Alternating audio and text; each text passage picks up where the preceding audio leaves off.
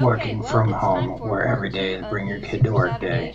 It's a jungle out there, and if you don't have the right tools and mindset to balance work, family, and other responsibilities, you may give up. Black Moth Radio gives you the upper hand in starting and managing your ideal lifestyle with your own business, doing what you do best from home. So grab the nearest ink pen and prepare to take notes, because this show is jam-packed with discoveries, tips, and experiences to help you through your journey. Here is Robin Bull. And now we're going to talk about the 3 rules that I use for running a business, because I get asked quite a bit, what do I do to actually run my business? And when people find out, they kind of just roll their eyes and act like I'm feeding them a line of shit. Or they're like, no, really, how do you do it? Because they're waiting on some super magical answer, or they're waiting on something so complex that they're able to, automatically violate rule number 3, which you'll learn about here in a second. So my first rule is to plan your work. But wait. In order to get these 3 rules, you must send a cashier's check for $49.99 to the Robin Bull. No, either just make it out to Robin Bull or my business name. Oh, okay. All right. Put If the you're D really on wanting, there, I may not be able to get it cashed. yeah. If you're really wanting to, just send us money, we'll take it. This will actually be part of a book that I'm working on called Kill Something and Drag It Home. It will be better worded. I'm actually a much better writer than I am podcaster.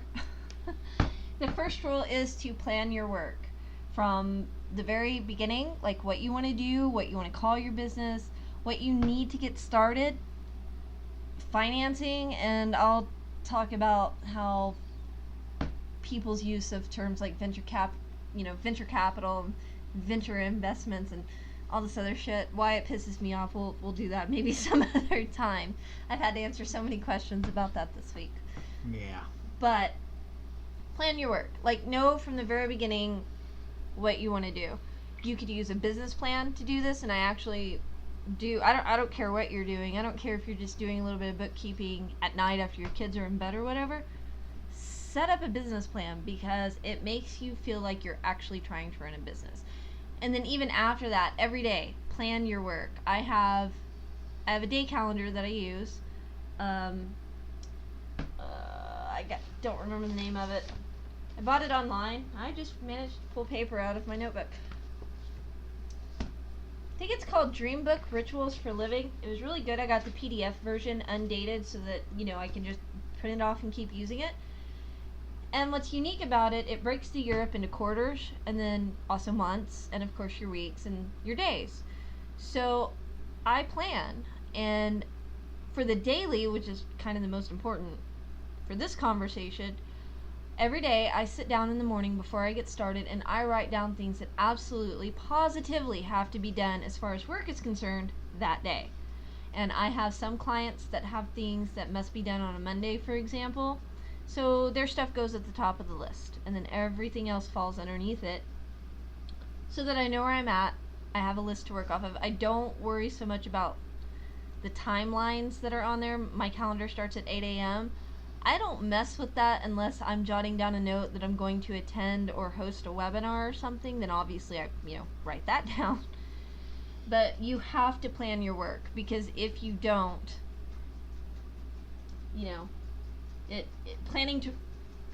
refusing to plan your work, you're planning to fail. That's how I've always looked at it. The whole proper planning prevents piss poor performance. Yep. So that's my first rule: plan your work. Like I said, there's nothing magical about it. And even sometimes at night, I go back and I look at what I think I need to do the next day. I go ahead and write it down. And the other thing about planning your work, if I know I'm not going to have the time to do something on a certain day, I make sure and get it done before that. I take the time to plan what I need to do.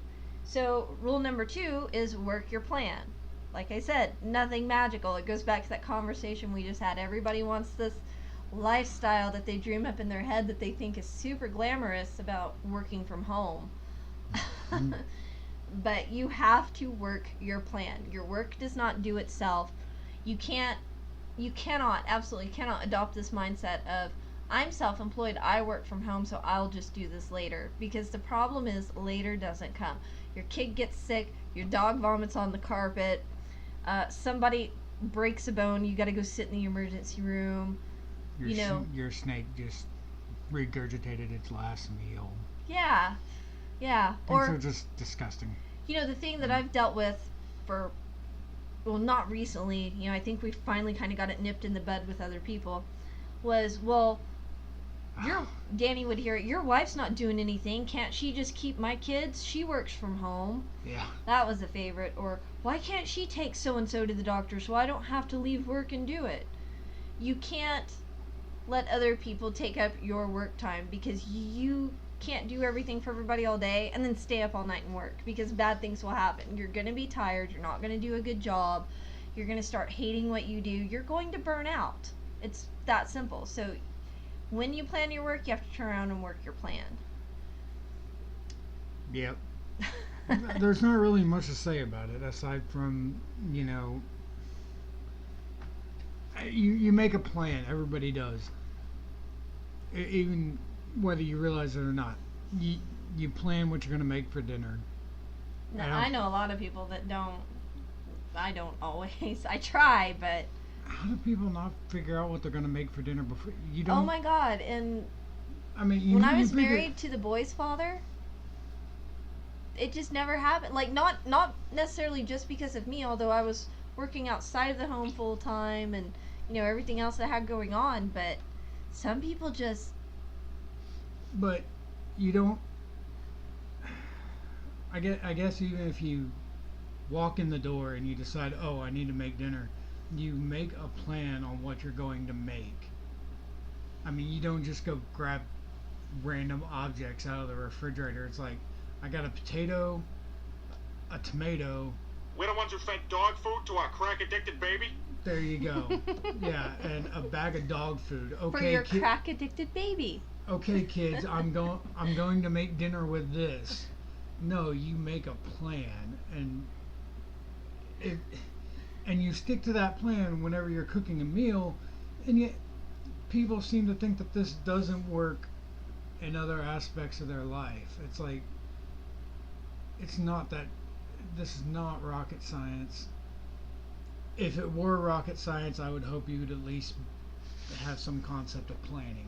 Okay, so since some people don't like to listen to those two rules for me, the plan your work and work your plan, because I'm just a lowly writer who manages to make money and work from home. I guess it was about a year ago. No, not quite. When did we go to Tulsa for AGF and took the kids? That was last year. Yeah, but wasn't it? I guess it has been about a year. It wasn't AGF, but I know which one you're talking about. When we went to Tulsa, we stayed at the Holiday Inn Express. Yeah, whenever that that wasn't AGF, but okay. that was last year. Whatever it was, we went to a thing in Tulsa for either jiu-jitsu or Muay Thai. I don't remember. It was the jiu-jitsu, the international submission only tournament. Was it that, or was it that class that you had with... Oh, the Muay Thai seminar with Chai? Yeah. It was one of the two, though. I don't know. We were there like twice that month, and we I stayed know, at it's the Holiday crazy. Inn both times. So, anyway. I stayed at a Holiday Inn. Don't worry, I got this. So, at the time, I was working with a multi-million-dollar consultant, and I was writing a book for him based on his own work. He has websites and stuff. I'm not going to give his name just because I've not talked to him before doing this, because it just kind of came to me. And the thing is, he has the same rules that I do. It's just that he words his differently. And I didn't take his from him, and he didn't take his idea from me. He calls his a battle plan, and like he lays his out. He starts with like a month in advance. Like he gets kind of like what's in this calendar, where he lays out his whole month, and he'll write down what days he's going to focus on social media, or if he knows in advance he's got other stuff going on, he writes everything down and then transfers it over to the daily stuff. But he calls it his battle plan. And so, I don't make millions of dollars each year. This dude does, and for the record, he started off living in his mom's garage in New Zealand. But it just goes to show you that following simple rules, such as planning your work and working through your plan, actually will get you where you want to be if you follow through. I mean, that's the key. You can't have a plan and not do anything with it. Oh, yeah. So, but I just wanted to throw that in because I know some people are like, she doesn't know what she's talking about. She's not working from a penthouse suite. You know, people are like that. So, but the third rule, the one that everybody hates and the one that causes me to lose the most friends. No excuses. No excuses. No excuses. Like, not long ago I had, got an excuse, not gonna name names, through email. Somebody who wanted to work from home started working from home. And then it was, oh, sorry, this is terrible. I haven't had time to do this because it's my brother's birthday or it's XYZ. Well, you didn't plan your work. You didn't work your plan. You wanted this time. You wanted to be able to do this, but you're not following through. No excuses. You have to be able. That's just the latest. You know. Yeah. My poor, sweet, adorable husband has seen some doozy of excuses that have come across my desk whenever I elect to work with other people, and it's not always pretty. But seriously, like, and there's a big difference though between a legitimate reason and an excuse. And even at times, the line may be fine. You know, like if someone is totally a single parent and they're working from home, even if it's just a side hustle, right? Your kid falls off their bike and breaks their arm. That's a little bit different than just, oh, I was tired after work, didn't feel like doing it, or you didn't plan far enough in advance to make sure you could meet all of your obligations. Yeah, your inability to plan is not somebody else's problem, nor will it ever be. And that's the thing, because I have some really great clients. Most of my clients are long term. I've had them for at least a year. Some I've had going on 4 years now. And the ones that I've had longer, and even one or two that I've had newer, you know, there's already a little bit of a person working with person bond. But the thing to keep in mind is they need their product or service. Whatever it is that you're providing to them, they need it. So you have to be adult enough to make sure that you're going to be able to provide whatever it is that you've promised them that you're going to provide, or they're going to go and find someone else. The best analogy I can think of is when you're waiting in a drive-through line at a McDonald's, Burger King, wherever the crap you go, and KFC. Yeah, and they decide it's going. You know, the cook decides he's got to go out and have a cigarette before he gets started on your order, and you're sitting in the drive-through lane, you're waiting 7 minutes, and you end up becoming irate. When you decide you're not going to do your, follow your plan or even make a plan, you have just become that cook that pisses you off at the drive-through. Yeah. Because your food's taking too long. But everybody thinks they're special, and that shouldn't apply to them because they're different. Their situation is different. Your situation is the same as about... Everybody goes through it. On any given day, your situation is exactly the same as, I would say, probably about 2.5 million other people in the world at that time, at that exact moment, on that exact day. And, the thing is, the whole following through and not making excuses. And you wouldn't have to make so many excuses if you planned your work right to begin with. Again, I'm not talking about the occasional, suddenly your kid comes home and is vomiting everywhere. I mean, that stuff happens, and from time to time. But what's going to separate you from success is not making excuses. Oh, and the other excuse I hear, I can't do that. I don't have enough time. I don't have time to build a business. And these same people that say this to me, anytime they talk to me about what I do, if they bother to believe me, because even yesterday, while we were at that picnic, someone who hardly knows me, I'll tell you who it is later, because I'm not picking on them in a mean way, but, I don't want to make them seem like a bad person. You're always working. How the hell do you know? This is like the first time you've seen me in public. Shut up. Go away. But, the few people who actually believe what I do, right? I can't do that. I don't have enough time to build a business. But they're the same people.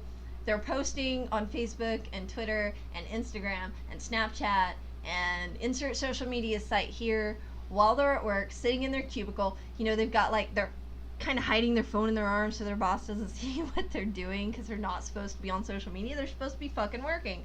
And then when they get home, oh, I'm so tired. I don't have time. I have to cook dinner. Okay, that's legit. You gotta eat. That's legit. I gotta help the kids with homework. Again, legit. I did it. Been there, done that. But then after that, what are you doing? You're sitting your ass down on the couch or in the chair, watching TV, or playing video games, or you're back on Facebook until you go to bed. Leave my video games alone. He feels picked on. I'm not even talking about him. But you have time, and the thing is, we make time for what we really want out of life. And if you say you really want a business, you want to build a business, like you want to get to the point where you don't have to answer to the boss that you have now or the corporation or whatever that you're working for, you have to make the hard decisions. You have to make sacrifices, and don't sacrifice dinner. Get the fuck off Facebook. Yeah. Bust out a notebook or turn on your computer with Word, or no, don't turn on your computer because too many of you will get sucked right back into Facebook. Get out a piece of paper and a pencil. Start jotting down ideas and everything that you want to do. In fact, you know what? I'm going to make a note for myself this week to go over the way that I did my very first business plan when I was an independent paralegal. Because that would be, I think, really helpful. Okay. He's trying to keep the dead air at a minimum. No, I just... Okay. But, yeah, I get so sick and tired of excuses. What's the best, and by best, it could be worst, whatever. Best is in, that's the best excuse I've ever heard. Awesome, I wished I thought of it. What is the best and or worst excuse you have ever heard in your life? Sorry I'm late. Bail took a little longer to process. That's a good one. I don't... I wasn't even that. I was actually working for somebody else, and... Ooh, aren't you the one in charge? I don't even remember. I'm trying to remember where... I was working at some fast food place. I was like 18 years old. I think, according to your mom, then you were either working at Carl's Jr. or, I can't think of the name of the other one that she told me about. Anyway, go ahead. But, yeah, a guy came in and he was late for work, like an hour and a half late. And they were all, up in arms and angry. And he said, "Where were you? Why are you so late?" He goes, "Sorry, bail took a little longer to process." And that, I just remember I was working in the drive-thru, and I remember falling over, laughing. I'm a wicked one.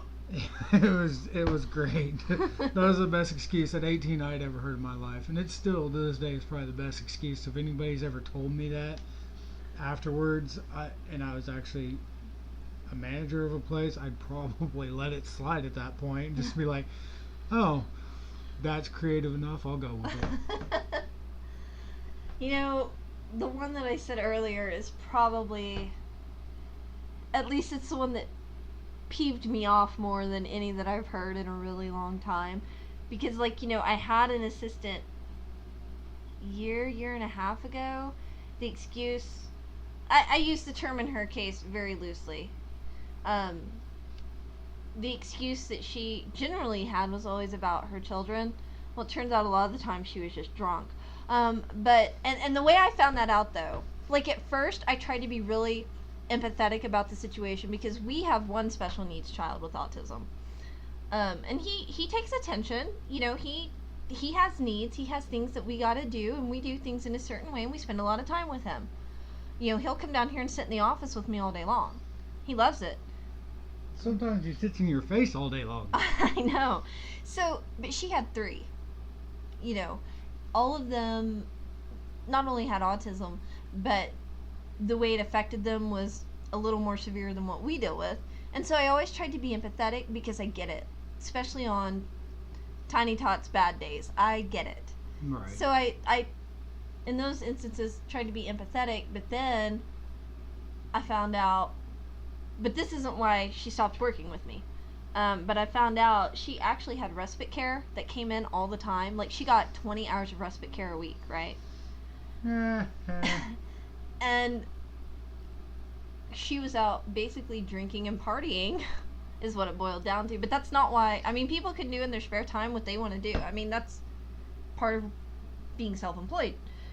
But what got her fired from working with me was the fact she was literally plagiarizing everything, because when I work with others, I have to run what they do for me through plagiarism scan, because I don't need clients getting pissed off at me. So those are probably but you know, the one about adult brother having a birthday.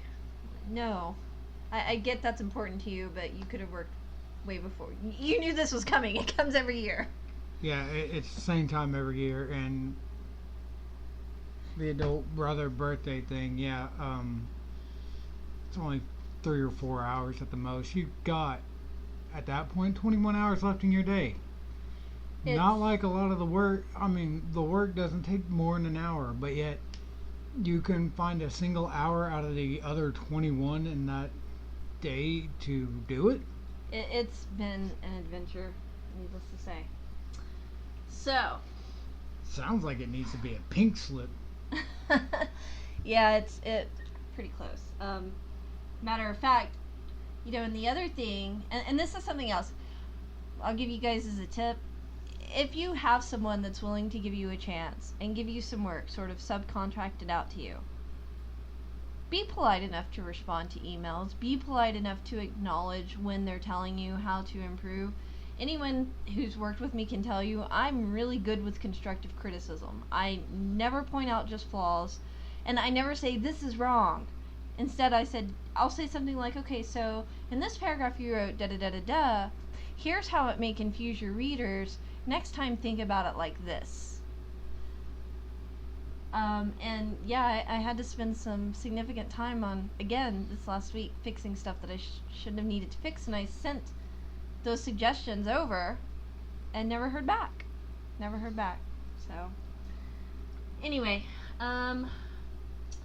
do you want to start the talk on minimum wage in education, which will likely have to go over into a third period? So might as well get it over with. Get it over with? This is like minimum wage. It's like the world's best topic. And let me tell you why I wanted to talk about these two things. My very favoritist cousin in the world, who doesn't listen, and for that he should be shot. He's my age. He's actually 6 months younger than me. And he has 3 little kids, little, all under the age of 5. One of which is a newborn.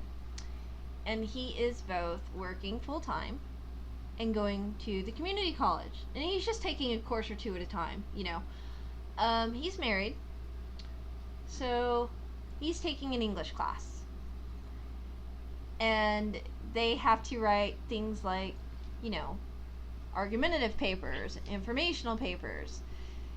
And so the last few weeks, it's been various forms of argumentative papers.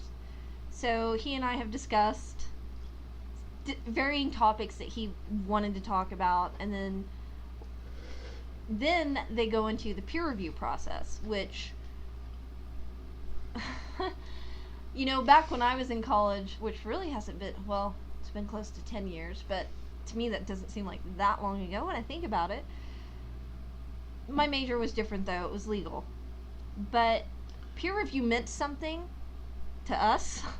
It meant you got better. Even if you had a great argument, somebody pointed stuff out. He sent me some samples of stuff people were talking about, not just the subjects, but like the writing. It was awful. It was so bad. And then he said that, you know, everyone was telling him what a great writer he was, and he's a good writer. What he said to me, though, was he wasn't getting anything out of the peer review process, because he knows what peer review is supposed to be. We grew up together. You know, we were like 2 peas in a pod. Right. And he said that he got a talking to because apparently he's, quote, hurting people's feelings, end quote, by telling them how they can improve. And like I said, he sent me some of this stuff on my phone, like some screenshots, and I get it. And so this week he's writing about education reformation. You know. Okay, so I can go. Just for the record, though, hold on. He said most of the papers that he had to look at had to do with legalizing marijuana, but none of the arguments were like good, solid arguments. Like, you know, I told him my position would be, let's look at the statistics of how Colorado, for example, how much money did they bring in for education? Where did the money actually go? And for instance, let's say they bought new science labs in a school, right? Let's say they did that a year after it was legalized. Did science test scores improve? Like, let's look at some data. If we're going to argue, and, you know, bring up criminal justice reform, nonviolent offenders, whatever you want, those are some solid arguments. Those weren't the arguments he was getting. It was basically old-fashioned society. Pass the blunt. Yeah, well, okay, so I'm going to go on about... I went to the same college. Probably didn't have the same teacher. He asked me why I don't go there and teach after I explained to him the fine art of destroying people. Yeah, I was there... Let's see, 7 years ago, almost 8. I think it was 7 years ago is when I was in my English class, and I actually had a great English teacher who would actually review our peer reviews, and if you just said nice work and that's all you said to it, he would fail your paper. So I mean, just to tell you how much I despise education of today. In the past 7 years, we have gone from I'm going to fail you if you do not peer review properly to let me pinch your cheeks, you sweet special little snowflake. Yeah, to you're actually trying to help people. By God, stop it, or you know, I'm going to give you a thrashing. What in God's name is wrong with teachers? Well, especially college professors, yeah. As much as you make, especially at that college, because I know what they make because I've looked at some of their gigs because I thought about teaching there, but not all of them actually make what the core teachers make. Well, yeah, but I mean we're talking about a core study class though. As much as even their adjuncts for those make fairly decent money, but if you're more worried about people getting their feelings hurt than giving them a proper education, somebody needs to yank your license. You don't need a license to be a college professor. I thought you had to be certified. No. Oh. You just have to meet. No, you just have to meet the qualifications of the college. Oh, see, that's even worse. If you're that. Why? Thank you. I love you too. I used for those who are new, I used to teach tort law, criminal law, family law. And now my husband thinks I should have had a license to do those things. You're so cute. Well, yeah, but you're smarter than apparently his English teacher, who's probably. Oh, but remember, I wasn't qualified enough to do that. Yeah. But I'm sorry, but that is a huge problem with society. And why are we culling the herd down that much? I don't know. And you know, Okay, so we have 3 children. One's already graduated. He's got his first big boy job. He's 19. He's making his way in the big bad world. He graduated not this May, but the year before. And during his last 2 years, though, he went to Votech because here where we live, kids that are in school or people under a certain age, you can go to Votech for free. And so he took on a 2-year program to get skills that he knew he would be able to get out there and use, which is a smart decision in general. So he does that. He's got his first big boy job. And then we have a 16-year-old who's almost 17, about to start his junior year, who will also go to Votech and do a 2-year program in diesel mechanics. And then we have an almost 8-year-old who's about to start 2nd grade. All I can say is Who's also about to start Votech, in case you're wondering. Not really. I just... Since we're on that one, we'll just go ahead and throw him in. You know, Make him go. I'm so glad the 2 older ones are pretty much done. Yeah. Like with the state, like the state education that's, you know, proper education, fair education. Like There's nothing. There's nothing fair about education. If you think that education is fair, I have oceanside property somewhere outside of Phoenix for you.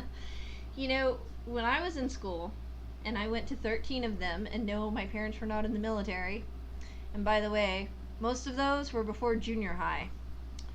But elementary, junior high, high school, whatever, I went to Oklahoma City Public Schools, and on top of that, I went to some of the worst schools in the entire district. To be fair, I met some really good teachers. I also met some really shitty ones. This was before the internet. This was before, we didn't have smartphones. We didn't have any of that. Like, there was one time I walked from Northwest class in high school, which is, 27th and May, all the way down to Northwest 10th and McKinley where we lived. Alone. No cell phone. That was my junior year. No, that was my sophomore year. But the thing is, I came from a really poor background, and I, like I said, didn't always have the best teachers. My AP teachers were decent, not necessarily always great. But the schools that I went to, they weren't necessarily about getting an education. And you go into a classroom even now. I volunteered at Northwest class and at the beginning of this previous school year, and the 2 months I volunteered there, it was just chaos. And I don't necessarily blame just the teachers. I hardly have any blame for the teachers at all, because their hands are absolutely tied by administration, and I mean at the school and at the district level, and parents who are helicoptering and, oh, let me protect my sweet precious little snowflake. Your job is not to totally protect them. You have to prepare them for real life. And then on top of that, they can't teach what actually needs to be taught. They have to teach to a test. But what I'm getting to is, even if you're not getting the best education, you guys have the fucking internet right now, okay? I didn't have that. I had to walk my ass down to the library, which usually we live 5-6 miles from at any given time, at least. So I had to walk my ass to the library, use the Dewey Decimal System.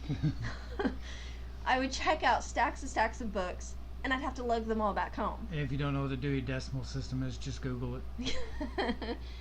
But I'd tell you to pick up a book, but I'm pretty sure most of you don't know what that is. I just made sure that whatever it is I was interested in, and I'm interested in all sorts of shit, I just made sure that I took it upon myself to learn about it. It was my responsibility. Don't put the responsibility of an education on anybody but yourself, regardless of what grade you're in, or if you're in college, or even if you're not in school at all.